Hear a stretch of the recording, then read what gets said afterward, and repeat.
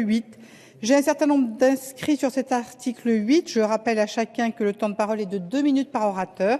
Le premier orateur inscrit, Monsieur Philippe Goujon. Oui, Madame la Présidente, Madame la Ministre, rapporteur. Cet article, en levant l'interdit qui pèse sur l'injection de drogue par intraveineuse, permet de légaliser l'ouverture des salles de shoot. Avec cette fausse bonne idée, vous rompez le consensus des politiques de lutte contre les drogues menées par tous les gouvernements successifs depuis 20 ans. Ces salles, pourtant, ne sont ni utiles ni souhaitables.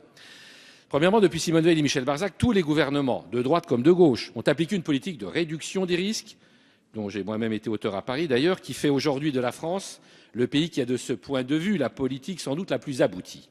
D'ailleurs, la France est le seul pays à avoir inscrit le principe de prévention dans la loi sur la santé de 2004. L'offre française de réduction des risques est l'une des plus performantes au monde, avec plusieurs centaines de structures d'accueil, Carud, XAPA, dont l'une d'entre elles d'ailleurs même consacrée aux usagers de crack à Paris. Et les résultats sont probants. La moitié des héroïnomanes bénéficient des traitements de substitution. 2/3 des usagers réguliers de drogue sont pris en charge dans les centres spécialisés.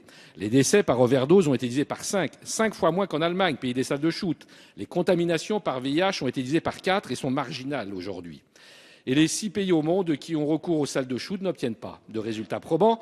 Ces pays d'ailleurs connaissent des scènes de drogue qui n'ont rien à voir avec ce qu'on peut rencontrer en France et leur pouvoir public considère que chacun peut user de sa santé comme il l'entend jusqu'à s'autodétruire, ce qui n'est vraiment pas la conception humaniste française où la mission de santé publique est inscrite dans le préambule de la Constitution. Les Nations Unies les déconseillent, mais surtout, la prévalence à l'héroïne est 4 fois plus élevée en Suisse et 2 fois plus en Espagne, pays de salles de shoot. Si ces salles ne sont pas utiles, elles ne sont pas non plus souhaitables.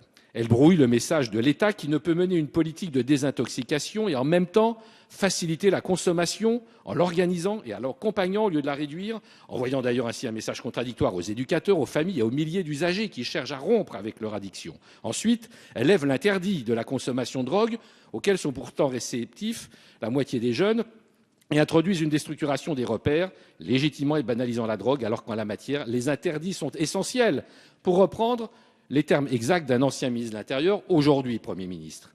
Ces salles ne résoudront pas non plus la contamination des usagers problématiques de drogue à l'hépatite C, car la plupart d'entre eux, au VIH, sont déjà porteurs de ces comorbidités. Ces usagers se méfient des salles, car ils craignent d'être fichés par les autorités. Beaucoup nous l'ont dit, et très peu les fréquentent, préférant consommer sans délai la drogue dans les rues avoisinantes, d'autant qu'elles ne sont ouvertes qu'aux heures de bureau.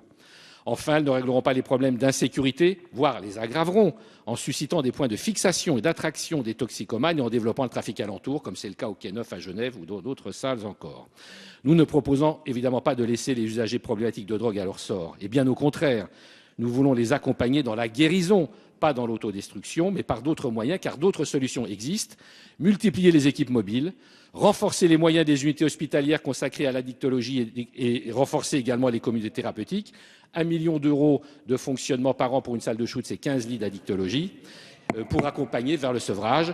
Alors pour conclure, Madame la Présidente, Mesdames et Messieurs, Madame la Ministre, renoncer à ce pari fou consistant à aider les toxicomanes les plus atteints en les accompagnant dans leur dépendance plutôt qu'à les en sortir. Merci, Monsieur.